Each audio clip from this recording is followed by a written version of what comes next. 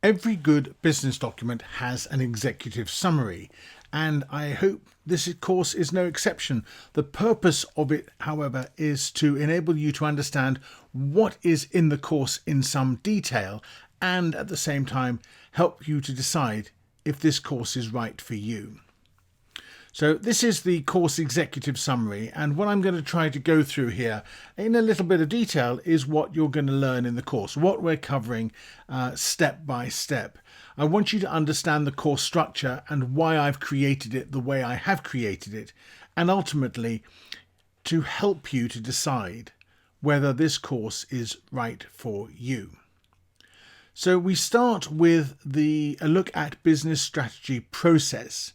And the various steps in this are to set the objectives, to do the company and market analysis, to evaluate our strategic options, to confirm it financially, and then to make a strategy selection. And that is, if you like, the main overall structure of the course. Now, it gets broken down into more details than that, but if you follow that 5-step process, you are much more likely to achieve a logical outcome for your strategy selection. So the course addresses this process. The structure is logical, it's step by step, and I've included a whole range of useful frameworks, models, and case studies to help you put this all together. And of course, wherever possible, I've provided downloadable supporting materials for every lecture, particularly the slide decks, which I think is particularly helpful for you. So what are the course sections? Well, we start off by taking a look at what is business strategy. Then we look at how you go about designing your business strategy. The third section takes into account the time element in strategy. Now, very often these models, the time is the one dimension that is left out. And that's done because to bring it in would make the models horrendously complicated and therefore very difficult to explain. But by making clear what the time dimension is and being able to overlay that time dimension on the other models is something you can do, which is why we bring it in where we do. We then have a good look at both company and market analysis in some depth. We go on to consider the growth options. We look at how to formulate competitive analysis. There's a section on financial modeling, which of course is very important. And then I talk to you about the strategic planning process. So let's walk through the course and look at some of the content. Starting with the key question, which is, what is business strategy? Well, business strategy requires a definition, and the definition really is a plan to achieve the goals and objectives of the firm. We need to understand what the mission statement's about, so we discuss that. And I also share with you an explanation of the strategy hierarchy within a firm, corporate, business and function, which is important because you need to cover all three, but each level is different. In business strategy design, we look at the business model canvas, which is a fantastic business model for basically designing your business. It has all the key elements in it, as you can see here. We also look at Lafley and Martin's 5-step strategy model, which are 5 questions which you can address one at a time, and it helps you formulate your strategy. And then we look at Hambrick and Friedrichsen's strategy diamond, which you can see here on the screen, which are the 5 business arenas to consider when putting your strategy together. Now, strategy changes over time, but as I've already said, the time dimension is often not reflected in models. So we take a look in some detail at the life cycle model. We consider the industry life cycle, the business life cycle, the product life cycle, and very importantly, the corporate funding life cycle. The next sections of the course take a detailed look at the core curriculum of any business strategy course: company, industry and external analysis, focusing on a range of important business models and frameworks. The first of these, or the first pair of these, are the PEST and the PESTEL frameworks, which consider the external environment of the firm. These are also known as broad factor analysis. The next model I want to move on to, or I do move on to, is a combination of the internal and external analysis. And we do this by combining the SWOT analysis, the TOWS analysis, and the SOAR analysis, which you can see here. When we consider industry analysis and competitive advantage, there's no better place to go than Professor Michael Porter from Harvard Business School, and we look at his 5 forces model, his generic strategies, and his value chain analysis.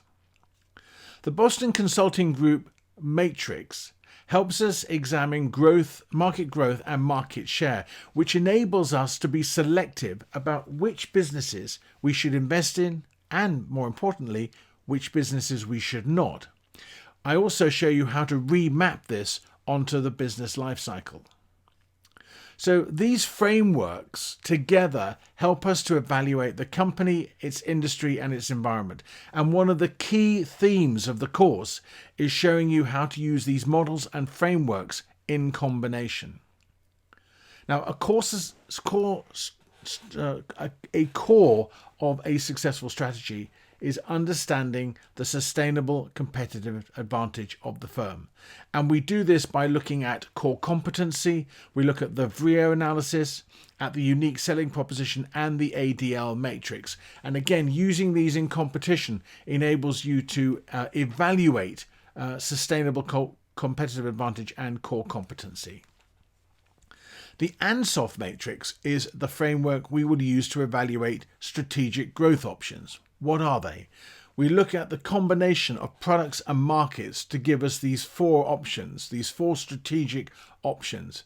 And when we combine this with a consideration of organic and inorganic growth strategies, to make it another step forward or another dimension, we also take a look at blue ocean strategy, which actually shows you how to create a completely new market and escape your competitors completely. Now, we shouldn't lose sight of our competition in all this, which is why at this point in the course, we loop back round and compare our competitiveness with that of our competition. And I show you how to do this on a single page.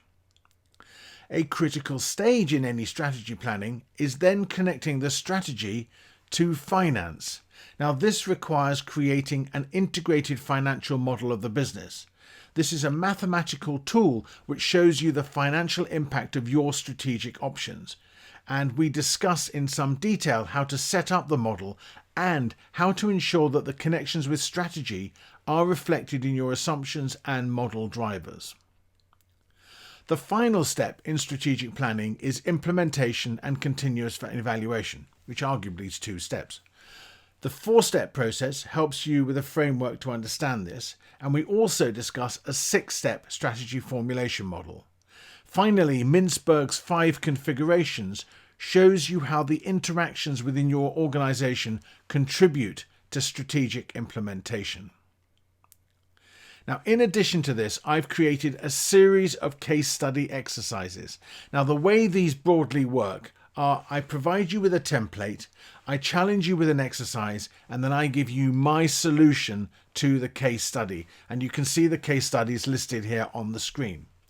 To enable you to apply what we're learning in the course, case studies are really, really helpful. And it also means when you come to apply these models and frameworks in your own business, you'll have some familiarity with exactly how to implement them. Finally, to inject a little additional interest and fun into the course, I've created section quizzes, which will test your knowledge of the contents of each section. Now, these are something which I know students enjoy. I have to admit, I haven't been very good at creating them in the past, so I've made a real effort for this course, and I hope you find them a little bit of fun. Some of the options I've provided, I have to admit, are less than serious, but I'm sure you'll spot those a mile off. So enjoy the quizzes. So that is an executive summary of this business strategy course. I hope you get a much better idea of how I've put it together, why I've put it together, and this information will help you to decide if this course is going to help you and your business with your business strategy. I sincerely hope it will.